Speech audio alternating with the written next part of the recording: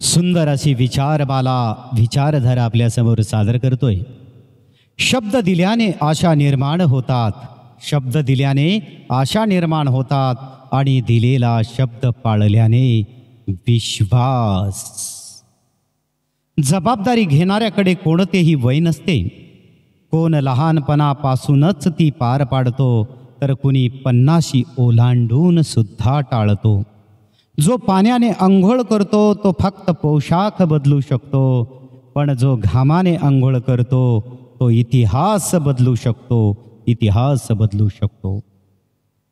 स्वतः काहीतरी बनण्यासाठी आधी इतरांची मोजमाप करणं सोडावं लागतं, तरच आपली प्रगती करायला आपल्याला मार्ग आणि वेळ मिळत असतो।